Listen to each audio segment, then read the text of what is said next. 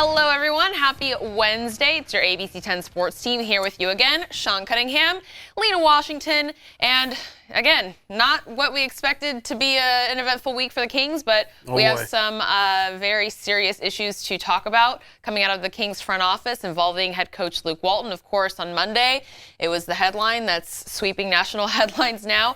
Luke Walton is being sued for sexual assault by a former Spectrum Sports reporter down in LA when he was a coach of the Warriors is when she's alleging this happened. But there was another incident when he was a coach of the Lakers where she is alleging another incident happened, and no number set for how much they are looking for in this suit, but still a very sticky situation for the Kings and Luke Walton to be involved with right now. Yeah, and I mean, since Monday, I mean, you saw a bunch of statements not only come out from 3 NBA teams, including the Kings, where Walton is now supposed to be taking over as their head coach, but all three of them, the Lakers, the Warriors, and the Kings, all having to put out statements saying that, you know, we understand the report, we see the report, we have nothing to say. The NBA is going to take their investigation, see where it goes from there. But the ones that are really chatty are not only lawyers, the defense team for Luke Walton, but also obviously the accuser, Kelly Tennant, who held a press conference yesterday, and that was pretty interesting. Yeah, very powerful. Yeah. She was very direct and composed in her delivery of recounting this incident that allegedly happened in 2014 in a Santa Monica hotel room when the Warriors were on a road trip visiting the Lakers. And this happened after Kelly released her book, The Transition, which Luke Walton wrote the foreword to because they had a working relationship. They knew each other through volleyball, the volleyball community, which Walton's wife, Bree, is a part of. So they had a mentorship, mentee relationship. Walton obviously lent his voice to Spectrum Sportsnet a couple times when she was an on-air personality and reporter for them. So when she went down to his hotel room, she alleges that he pinned her down to the bed, began groping her, kissing her. She screamed for him to stop. He laughed. And then they left, and she left as if he felt that nothing happened, is what she said in her statement yesterday, which you can find in its entirety on our YouTube page as well. But that is what Kelly Tennant is alleging happened. And then 3 years later, she also recounted an incident in 2017 when Walton pressed his body up against her at a charity event and made vulgar noises to her. So that is what the accuser, Kelly Tennant, is saying, and that's what she said in a statement with her lawyers yesterday. Of course, Luke Walton's camp responding and refuting the allegations, saying that these are baseless claims and that Tennant is an opportunist, is the word that they used. Yeah, and they also said she's not credible. Right. That was the first statement. Then they came out after the press conference. They they released a statement today saying that that she will not get a dime. That the press conference was a circus, and they're taking advantage of a very serious movement within this country, and that this is a charade in essence. So I think Luke Walton's defense team has been very, very powerful with their statements in denying this. Of course, we haven't heard from the Kings coach, and I think that's to be expected. We'll probably hear from him in a statement either later today or maybe later this week, where he'll say, hey, I mean, I can't speak for Luke, but based on what statements we're hearing from his legal team, I would imagine Luke's going to come out and deny this vehemently and say he's going to leave it to his defense and move on and concentrate on basketball. As for the Kings, once the NBA concludes their investigation, it looks like, at least for now, that the Kings are standing by their coach, at least in his dismissal of these charges. And again, there's no criminal charges. Right. It's all a It's civil suit. So this is it's some dicey territory, and there's a lot of speculation. There's a lot of things you don't really quite feel comfortable saying. I understand the organization supporting their coach, at least for now, because his legal team is vehemently denying this. Right. And, once the investigation comes forward, and see what comes up with that. But all the while, there's a public relations spin to this as well. Yeah, absolutely. I mean, and it's hard for the Kings to kind of move forward without, again, there's no criminal charges. Santa Monica PD said that there was nothing filed. They don't plan on opening an investigation at this point. So with no criminal charges, nothing to say Luke Walton is guilty of this. There's no evidence as far as we know right now. If that surfaces, then we'll have to reevaluate that. But with none of that being present, it's hard for the Kings to move forward and make a decision based on what they say is he say, she say, which of course is what Tennant said is something that kept her from coming forward with this in the first place, which, as we've seen in so many stories, as we've seen with the Time's Up movement over the last several years, that's something that several accusers and victims say is something that holds them back from coming forward with something like this. Yeah, it almost seemed like yesterday's press conference was a gigantic spotlight in the air almost asking for others to come forward. Absolutely. If anybody has had a similar experience with the coach to come forward. And I don't know that they'll get that, but that's kind of my read into it. Obviously, she's sharing her story, what she alleges is true. But part of that press conference also, because they talked about, it wasn't a rape and that she didn't have markings, she wasn't injured physically from that encounter, that from what I gleaned from that, not a lot of evidence or proof. So it seems like a he said, she said, and I don't know how that plays out in the court of law, but that all remains to be seen. Yeah, I mean, and again, you have to feel for Tennant, and if this is her truth and she's sharing it, to be in this spotlight and to be in this position. I mean, we're talking about her. They're going to be talking about her in this situation for a while until it all gets settled. And think about that too. I mean, taking away sports from it, people who do come forward and share their stories. Absolutely. A lot of times when you're in the criminal case, you are protected. Your identity isn't out there. In the civil case, you're out there. She's in a press conference yesterday, and even before she was in a press conference yesterday, you have organizations running through her timeline. Who is this person? What is her background? From everything. So it's I don't know if that inspires other people to come forward with and share their stories in the future. But it's very interesting to watch these things play out. Yeah. And I know Kings fans are probably really, from a basketball standpoint, really looking at to see how the Kings handle this. I don't know how long this investigation will take place, but it's something that not only the Kings are involved in, but the league is involved in too. So I think they can take solace in that and try and figure out what decision makes sense for them, and then hopefully if everything works out, Luke Walton's still the head coach. If not, got to go in a different direction. Yeah, I mean, either way, whatever happens, this is certainly a dark cloud that's going to be hanging over the Luke Walton era. I mean, it was just 10 days ago that we were talking about how it was so energized in that building. We see this picture on the arena. And it was literally a week later, a Monday to Monday. What a difference a week makes. And it's the vibe is a little bit different right now. Absolutely. And we're going to certainly keep you updated on the latest. Again, this is something that happened allegedly when Luke Walton was an assistant coach with the Warriors, but now it's following him up here to the Sacramento Kings. And even in my research and looking at the CBA and conduct policies within the NBA, there's nothing that really says coaches. I mean, the coaches are held to the same standards as players, but there's nothing in the verbiage that holds coaches to a certain standard from what I have seen so far. And in even previous cases, as we discussed, it's hard to kind of equate or pull from an experience where we can say, well, we can expect this to happen next moving forward, because again, civil lawsuit, away from the arena when he was with a different team. And it's a bunch of different variables that make this different from a Derrick Rose situation, a Kobe Bryant situation, even the Kevin Johnson situation. Where there was, at least with the first two that you mentioned,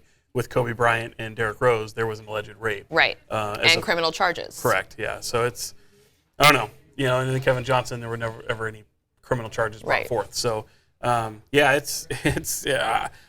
don't really know what to say more on the matter. It's just one of those things where you're really going to be looking at how does this play out? What do the Kings do? How messy does this get? Do any other accusers come forward? Right. And does the prosecution, does the Tennant group have any physical proof? Do they have proof of this? So, I almost, I hate to speculate, but if someone comes to me with something that there doesn't seem to be proof about, you could almost see a countersuit coming. You can almost be like, well, if you're suing me, well, now I sue you for no proof. So this could get messy. It could get really messy. It's certainly going to take some time to flesh out. I mean, we're not even 3 days into this developing, and of course, this is going back 5 years ago to when it all started. And not to cut you up, but the defense team saying that she's not going to get a dime. So that means you can take settlement off the table. I would at least that, in my mind, that would take that off the table. Right. I don't know how that's going to play. Yeah. Well, we will certainly keep you updated on how this all pans out. Not to make any kind of light of the situation, but for the Kings' advantage, this is so far away from the beginning of the season. And as we mentioned, Luke Walton said that he's not going to coach Summer League. So to get to a point in October or training camp time where you are settled in and have a new head coach or have a coaching staff assembled with whatever happens here in April, the team itself is in an okay position. Obviously, you don't want this surrounding your team and the organization at this time. Well, I almost would disagree with that. I mean, there's no games coming up, and Summer League doesn't matter. It's not like whether he's coaching Summer, it doesn't matter. I mean, no head coach really coaches Summer League except for Dave Yeager that year. Right. That doesn't matter. What matters is from a strict basketball standpoint, if they're in a tough spot, because if they don't want to go forward with Luke Walton, it's kind of hard to make that decision when you have someone that's vehemently denying what they're doing, right? And they're going through the process. Otherwise, you look at this and go, man, this is a bad PR look. What do we do? What do we do? What do we do? If you find she's credible, whether you believe her, see how that plays out. You have to wait for the NBA. But to your point about, no, I think this is a terrible time, because you have other NBA teams that are looking for head coaches now. Yeah. So you've got guys that, if you think back to the point where before Luke Walton was hired, and granted, Vlade Divac was very adamant about saying this is the guy I wanted. Which he also said he didn't get a formal interview, Luke Walton. Right. No, they met, they talked. This was the guy. He didn't interview anybody else.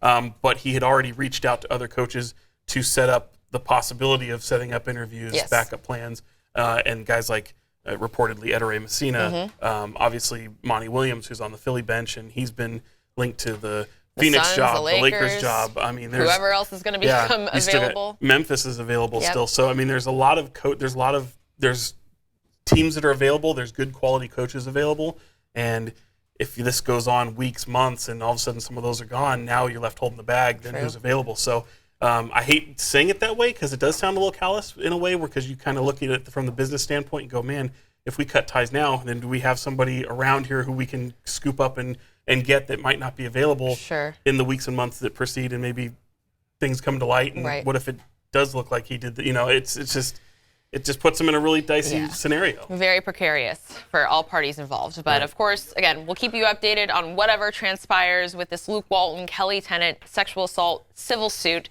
that was formally filed, again, a week to the day of his formal introduction as the Kings head coach. So, but with all that said, we're going to move forward and switch our focus now to some actual basketball. Thank God. Some lighter subjects here, because we have some closeout games going on tonight. Sean's going to try and make his way out to one of them going on in Oakland. So the Warriors are looking to put an end to the Clippers in Game 5. Last time they were in Oakland, they blew a 31-point lead. Historically bad loss for the Warriors. The Clippers getting that one win, and now they're hoping to maybe get 3 more, including tonight in Oakland. I think it's weird, too, to see some of the games that were closeout games last night. Some of them weren't competitive at all. At all. I looked at that net score in the third quarter. I said 31 points. 31? No, and you know what? I hate to say it, but I feel like tonight's going to be it's going to kind of resemble that a bit. I think it's going to be a blowout Warriors win. I just don't see the fight from the Clippers. I think that game, where are we at now? I think that was Game 4. That was the one to me that really kind of showed what they were made of down there. I think that was their last test. I really don't feel that the Clippers are going to come in with a 3-1 deficit and push the Warriors. I think the Warriors take care of business tonight. Well, we certainly like to see that happen, and they would like to see that happen because Houston and the Jazz are the other closeout game, and James Harden and his Rockets, they let one slip away, but they're looking to get it back tonight and move on to face the Warriors. That was a fantastic game by Donovan Mitchell to be able to keep Utah alive in this thing. So, I mean, if you're the Warriors, you're looking at that going, okay, Houston's got to play again. Let's close out business. Yeah. Wait till what is it, probably Tuesday until they well, there are some off. TBDs on the schedule, of course, but they would, I believe, tip things off on Tuesday because the second round in the East starts on Sunday right here on ABC. Sounds good. Celtics I like that. And the Bucks. So what do you think of Dame Lillard? Oh, man, how about this? We were enjoying a little Trivia Tuesday with our guy Josh Waller. If you follow him on social media, he's great. But we were, trying to see the ending of the Sharks Golden Knights game. Man. But as that's happening in overtime, we're watching this incredible comeback by Portland, and then we're watching Dame as the clock's running, he's dribbling it out, and we're all having our separate conversations like, no way, this reminds me of he's not going to do that. And the ball is in the air for a good 3 seconds, and then it hits as soon as the backboard goes red. Yep. And he gives this the bye. The new meme, the basketball Twitter meme. Is that a bye? That's the bye. Yeah. And then Damian Lillard. I mean, like I said, that was reminiscent of his when he hit that against the Rockets 5 years ago, I believe. But him and CJ McCollum, the way that they have in stark contrast to their competition last night, the way that they have addressed the media in this whole postseason process, we understand our record in the postseason. We know, Jennifer, I'm trying, CJ McCollum, I'm trying to win a playoff series. So they said, look, we came in here, these guys are talking, I'm not planning to go see my brother in April like we typically do. I'm not trying to lose this series. And Damian Lillard hit that shot like he knew he was not about to lose this series. He didn't even want to go play another game. So that was pretty incredible. Meanwhile, Russ will just be a next question. Yes. Well, Paul George was like already in the tunnel by the time Damian Lillard's family was on top of him on the court in the dog pile of that celebration after that game winner. But he called it a bad shot. Paul George did call it a bad shot. And I think a lot of people would probably agree. But we were watching it, and we knew that was Damian Lillard, and I was like, he's taking that. Big game Dame. He's shooting that. And then, I mean, for Kings fans out there, I had to be a little cynical, and I was like, Dave Yeager somewhere going, that's a bad shot. And then I wonder if Buddy Hield was watching that. If you know, Buddy you know. Hield's wondering. So we got to look at Buddy Hield's timeline, see if he tweeted out an emoji or something at that time. Look at the timestamp. But yeah, Damian Lillard closing things out in Portland. They're the first team in the West to advance in the playoffs. But we also got Denver and San Antonio coming up tomorrow. The Denver Nuggets have a chance to close things out. That's an interesting one too, because I feel like as much as I do think Denver will close that out, I think it's going 7. I just don't see Denver winning in San Antonio. It is a Greg Popovich team, so it's a team that it's also the Denver team that hasn't been here this far before. The pressure's on them, and I think I think that Spurs Nuggets matchup is going to be fun. I think it's going to go 7 games. I would disagree. I'm pulling for the Nuggets though. I really am. I'm pulling for the Nuggets. I want to see that happen. I would like to see the Nuggets continue their run and see what they can do, see what kind of potential they have. And then, of course, on Saturday in the East, 76ers and Raptors. The 76ers handled their business. Kawhi Leonard and the Raptors handled their business. Shouts out to Brooklyn and Orlando. Thanks for visiting, but we'll see you next year. And this first round has really, I mean, outside of this, what we saw last night with Damian Lillard, and even that was that was a 4-1, 4-2. I mean, 3-1. Some of these games haven't been close. I really hope, even from just a basketball fan standpoint, that these games in the second round are closer. I mean, I think more competitive games. We haven't seen, I mean, and that just happens in playoff series. Sometimes you'll see a game that's going to be lopsided. Yeah. And they all of a sudden chalk up, all right, we're looking ahead to the next one. But I really want to see some better competitive games. And hopefully the second round will bring that. I mean, when you're talking about Philly and Toronto, that should be a classic matchup. It should. I don't know if I'm as hype about that as I am a Warriors-Rockets. Warriors-Rockets is almost like an NBA Finals gift in a way. Like that could be more interesting than anything. I mean, I think, look, if it's the Bucks, if it's the Celtics, Raptors, sure, that's going to be intriguing. And I think I told you that I felt Celtics would come out of the East. Mm-hmm. But I think this is even more intriguing because there's history here. These teams have faced each other several times. Yep. I think this is the gift of the second round, and to see this not in a Western Conference Finals but a second round matchup even makes it even that much better. Yeah, but then does that make the Western Conference Finals anticlimactic if we get all this hype and get up for this series? Well, let's say you're Portland or Denver and you're advancing to assuming Denver advances past San Antonio, and you advance to that Western Conference Finals, the road that the path that the Warriors would have taken. Even though, look, I think they're going to take care of business. I think the Clippers are going to only have that one win where they rallied from 30 down to beat the Warriors, but you had to go through that. And then you're going to have to go through what's likely going to be a very tough series with the Rockets. Yes. I don't think anyone's going to say that the Warriors are going to sweep that series. If they do, then I think that speaks more to the Rockets than the Warriors, because how can you let that happen as after everything you've done in this season with James Harden? If everybody's healthy, there's no reason for them to get swept. I can't see that. I just can't see. So, again, and if you and I'm sure that it'll be a dogfight with Denver if it is Denver and Portland. Mm-hmm. I think Denver's handled Portland pretty well, in the regular season, so we'll see.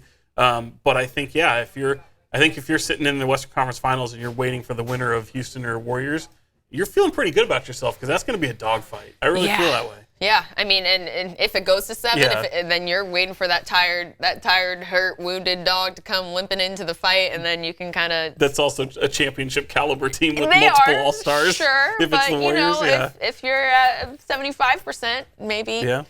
You have a little bit more of a chance, but I still have Bucks and Warriors in the finals. I would love to see Giannis close out this spectacular season of his with a championship. I just don't think it's going to happen. I don't even think he'll get MVP. So he's not my pick for MVP. I went James Harden. Yeah, I went from Paul George to James Harden, but I'm standing firm with James Harden. I just try to be a contrarian and do something different.